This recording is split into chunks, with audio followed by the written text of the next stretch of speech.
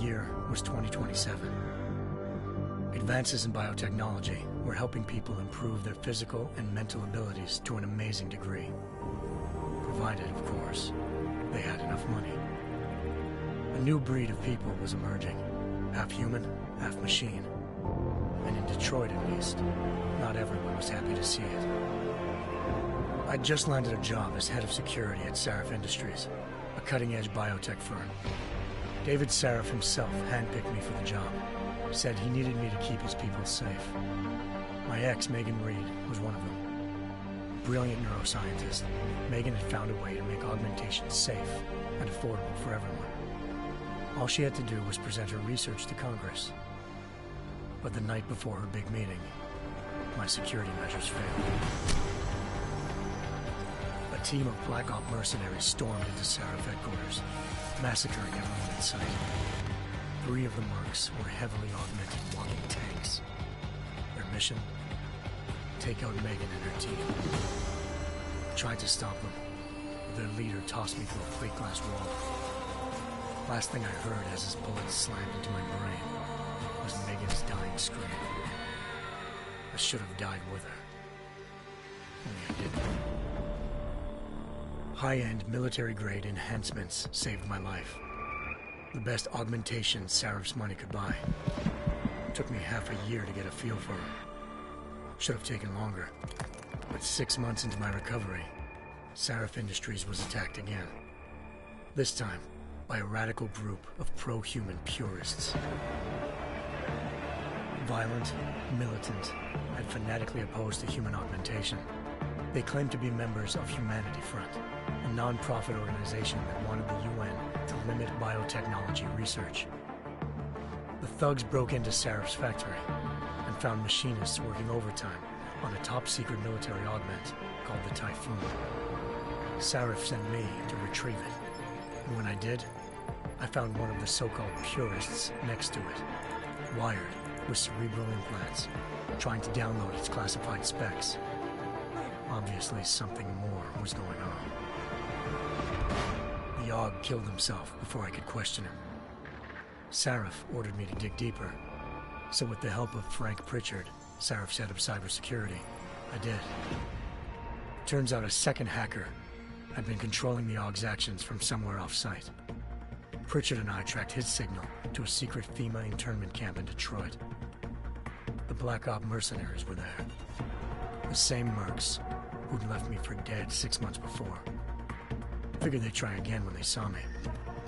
It wasn't so easy for them this time. I took out the tank named Barrett, even got him to give me a new lead. A penthouse apartment in China. Of course, we both knew it would be a trap in the end.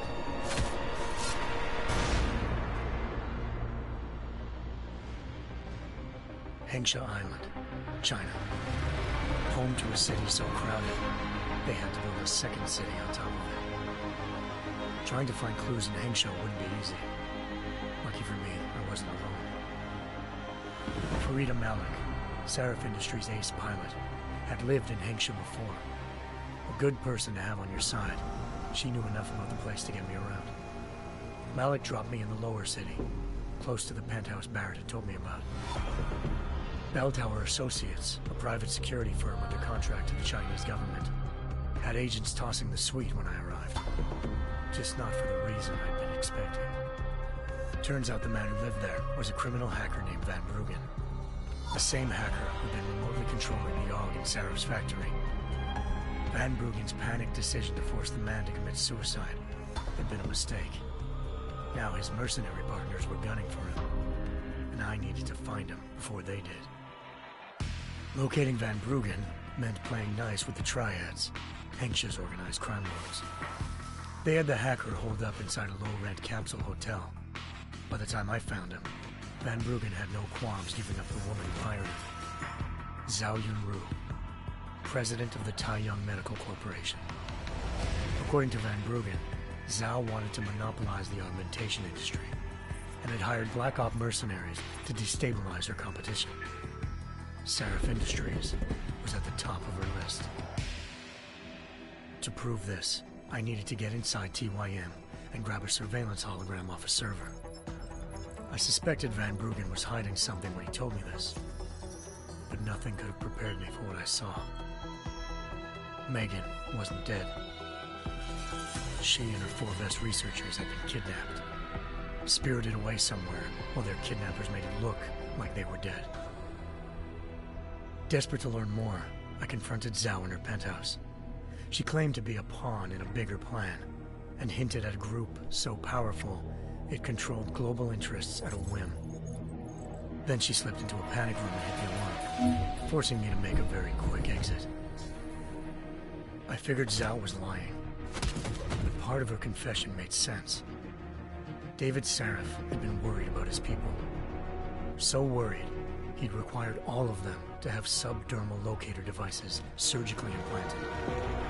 The GPLs would have been broadcasting the day of the attack. But Zhao said a single call to Picus, the world's leader in global 24-hour satellite news, had turned those signals off.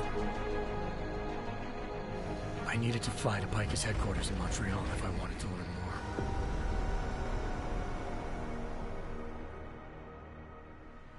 Eliza Cassan, Picus Communications' First Lady of News. Malik thought I was reaching when I told her Eliza was involved in this. The world's most famous news anchor, working with a mercenary hit squad. But when I confronted Cassan in her office, she freely admitted to jamming Detroit's satellites the night Megan's team had been taken.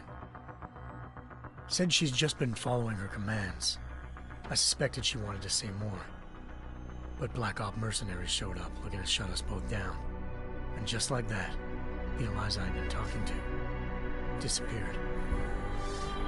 The Mercs were led by an augmented killer I'd crossed paths with twice before. Fedorova, a woman who'd made silence her best friend. She waited for me to track Eliza's transmission to a secret server room underneath the Picus complex, then jumped me from behind. A deadly fight ensued. I made sure she never moved silently again. With Fedorova down, and no one left to keep Eliza quiet, she reappeared. Turns out Picus's First Lady of News wasn't a lady at all. She was a sophisticated AI program, engineered to monitor data streams and control what people believed. Eliza told me the Mercs had brought in a Humanity Front doctor named Isaiah Sandoval to remove the scientist's implanted tracking devices while Detroit's satellites were down. She also told me to speak to David Sarif if I wanted to learn more. By the time Malik and I got back to Detroit, tensions between normal and augmented citizens had reached a flashpoint. Riots were breaking out in several cities. The UN was being urged to intervene. Sarif was trying hard to convince Hugh Darrow, the inventor-turned-philanthropist who'd once been a leading proponent of enhancement technologies, to help stop a possible regulatory vote. Sarif had a lot riding on Darrow. Megan's discovery would have given millions of people the chance to evolve beyond their normal human abilities, and at the same time catapulted Sarif Industries to the top of the Fortune 500. According to Sarif, Megan's kidnappers knew this, and didn't want people evolving unless they controlled how it was done. He called his enemies Illuminati, and urged me to keep searching. Determined to do so, I tracked down Sandoval via America's most outspoken augmentation opponent, Bill Taggart, Sandoval's boss and founder of Humanity Front.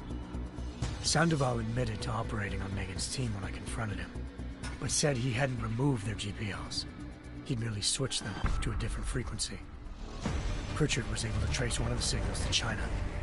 Malik and I immediately took off in pursuit. Unfortunately, the Illuminati were one step ahead.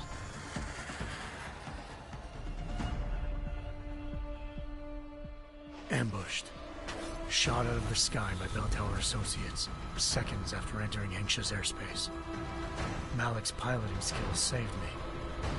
After a tense and bitter struggle, I escaped into Lower Hengsha.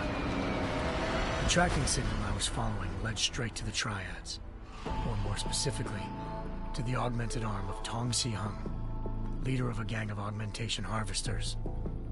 Tong said they'd taken the arm off a corpse, which Bell Tower had left at their door, meaning at least one of Sarif's scientists was dead.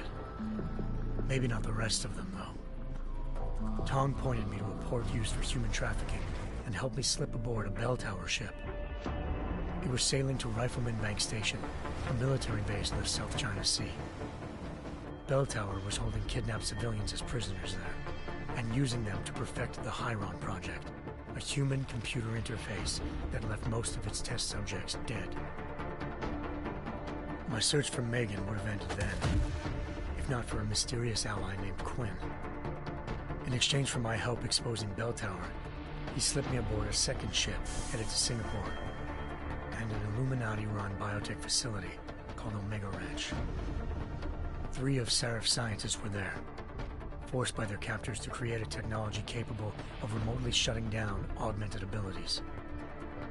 Thanks to an emergency recall notice issued by the World Health Organization, millions of people all over the world already had the biochip installed. With the help of the scientists, I tracked Megan to a private section of the ranch. There, I ran into Yaron Namir, the walking tank who'd put a bullet in my brain the first time we met. He'd teamed up with Zhao and was hoping to catch me off guard. Their little ambush didn't work.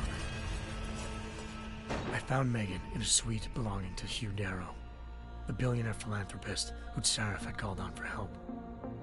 Darrow had convinced her to go along with the biochip plan by promising to sabotage the tech. As she was explaining this, Darrow appeared in a global broadcast, telling the world that augmentations would be the death of mankind. Then he activated the biochips to prove his point. All over the world, augmented people flew into a killing frenzy. Darrow had betrayed everyone, and it was up to me to set things right. To do it, I had to reach Panchaea, a massive installation in the Arctic Ocean. As I raced through corridors built by an all-augmented workforce, I saw death and destruction firsthand. By the time I shut down Darrow's broadcast, I knew the damage he'd done. Still, humanity's future remained unclear. How would the world react to this sabotage? Would people ever regain their faith in augmentations again? What would be the Illuminati's next move? Only time will give us the answers.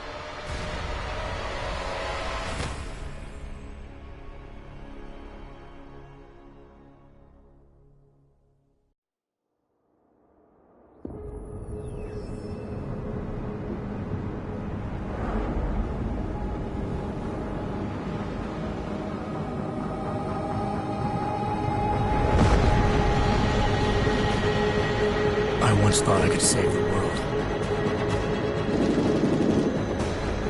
Now look at it.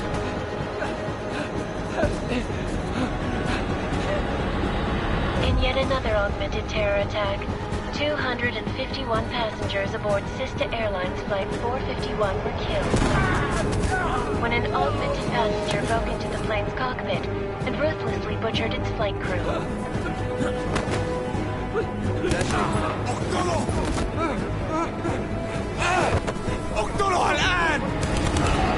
Details recovered from the black box recorder suggest that the man may have been suffering flashbacks to the AUG incident.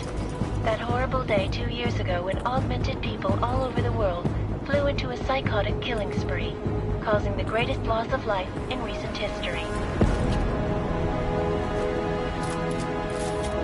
Sometimes, you just have to let go and embrace what you've become. Not gonna go all wonky on us now, Hansa, are ya? Well, if I do, McCready, I guarantee you'll never see it coming. Agent Jensen, am I gonna have a problem with you? No, sir. No reason to assume you would. Good, because you are the only augmented operative on this team, and I intend to make good use of you. Listen up, all of you. We got a sandstorm barreling down our ass and we can't afford to make mistakes.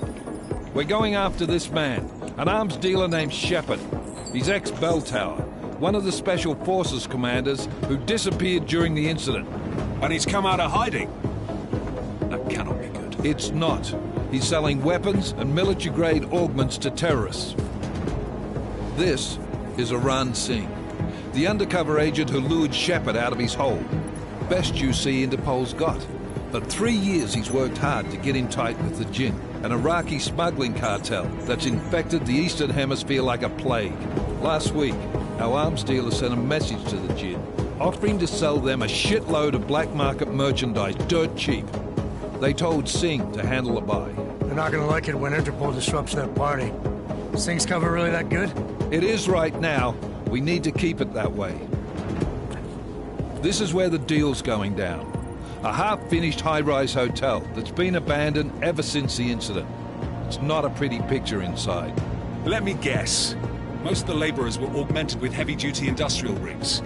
So when the incident hit, and they all went schizo, things got gruesome real fast. And no one, except for some homeless junkies, have been inside the place ever since. So what's the plan, Director? Singh's meeting Shepard on the ground floor, inside the hotel's main atrium. He sent the bulk of his Jinn crew to the penthouse levels to secure a vantage point. I want McCready's team to take up positions overlooking the atrium and make the arrest. Jensen, you're going in solo from the roof. My objectives? Keep the Jinn from joining the party. As far as we can tell, only one route connects the atrium to the penthouse level, a halfway decent elevator shaft.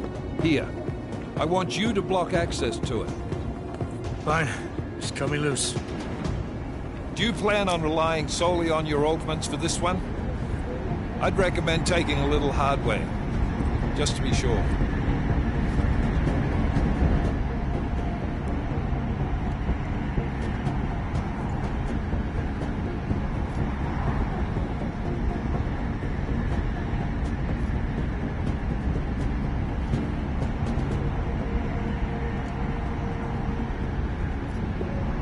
I'm not leaving my 6 exposed. Give me something lethal. Your call, but Singh's undercover in all this. So watch your fucking sights. What about range? There's lots of wide spaces and high ceilings in there, but a number of tight and constrained rooms too. So it's a crapshoot, really.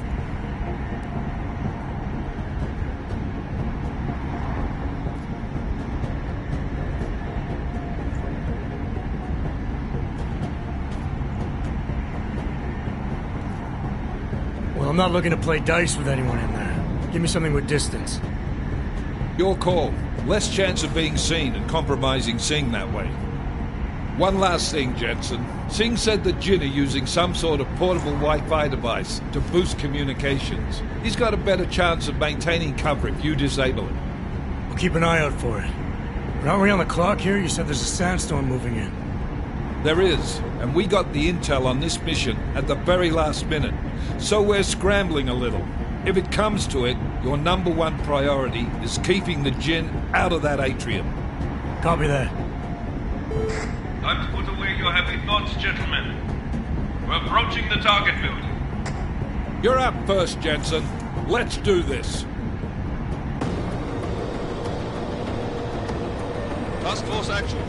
This is Knife Leader. Engage Hush drives and descend to Angels 1-5.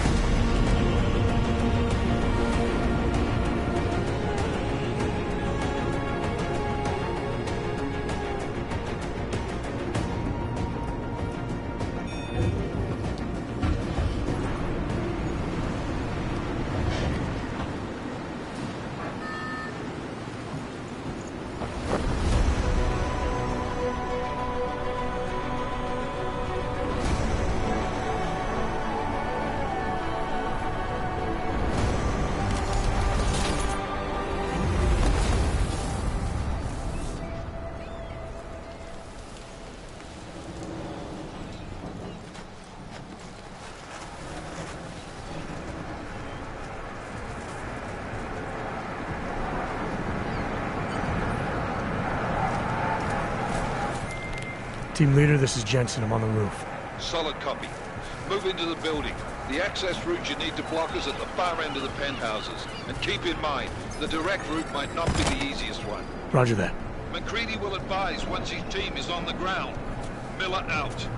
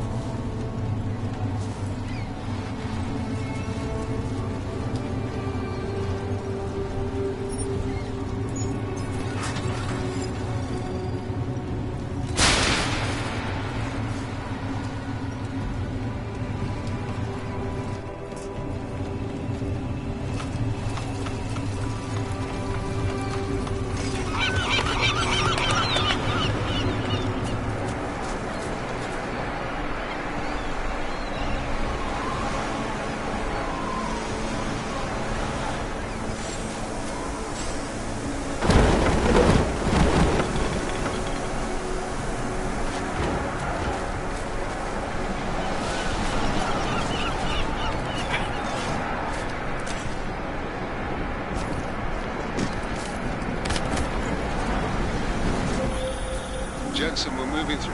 Oh, fuck! What's wrong? The Gen have got a few Jennies up and running. Gonna have to hack keypads. Should enjoy it, McCready. They have colors and shapes. Just remember, red means bad.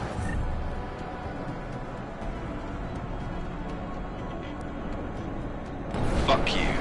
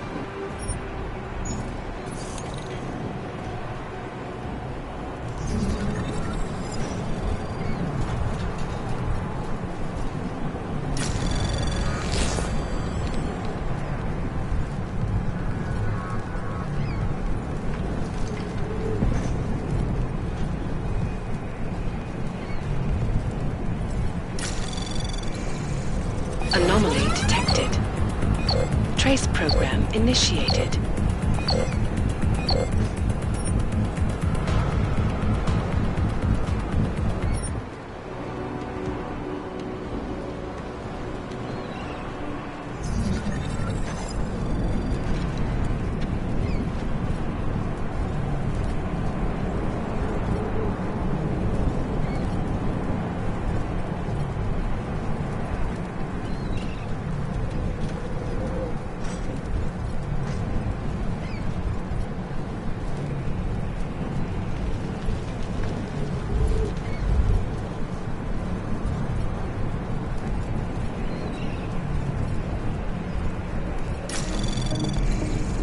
Anomaly detected.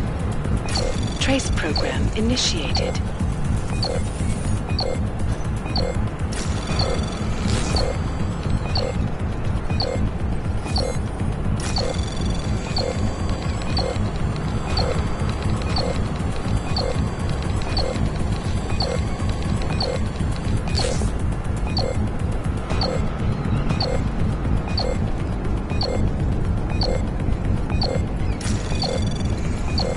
Access granted.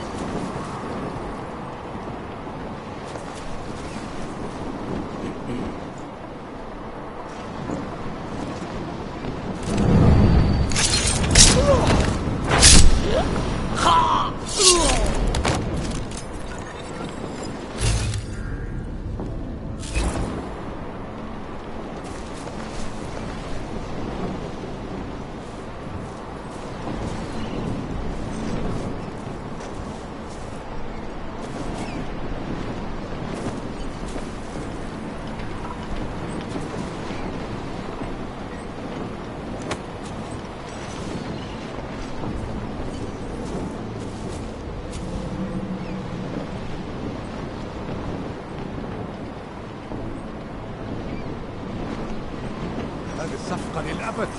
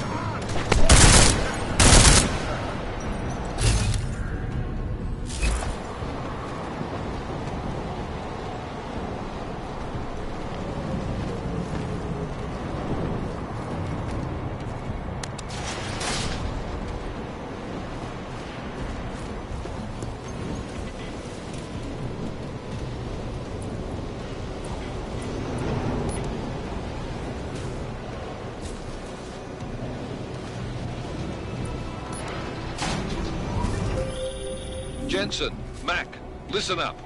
Doppler shows that sandstorm's moving in fast. It's big, and it's gonna hit us hard. God, I hate the fucking desert. Confirm visual? I can. Time is not on our side. Copy that. Solid copy.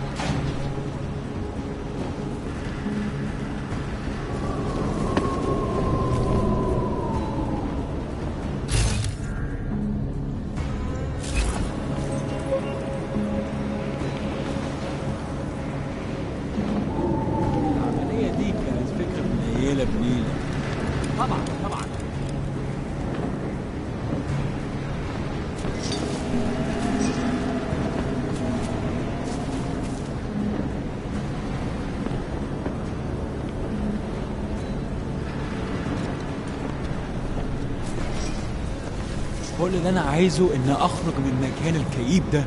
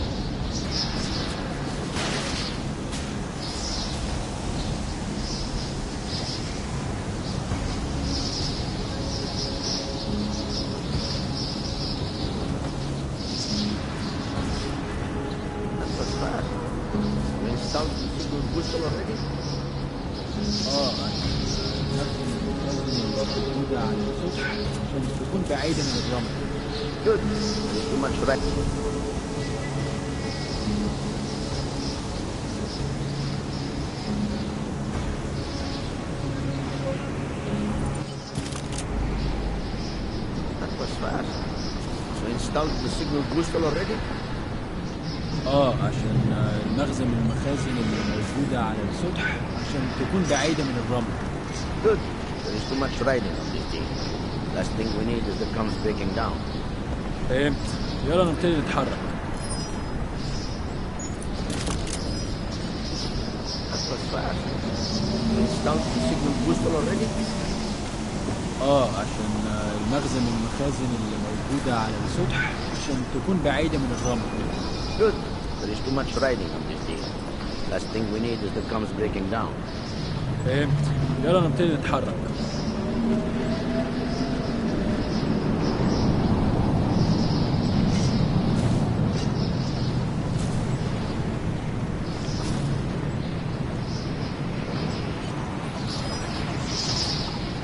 متأكد؟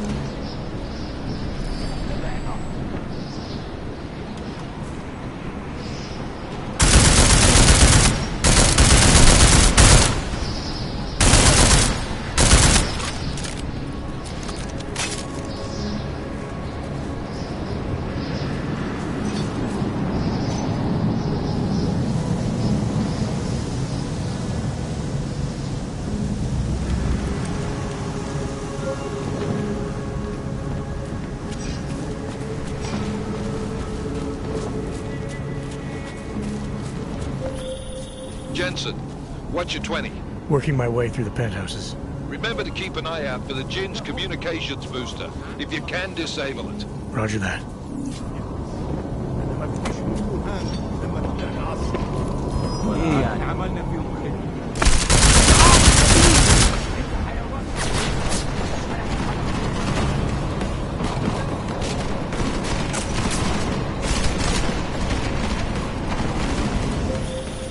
Listen up, everyone.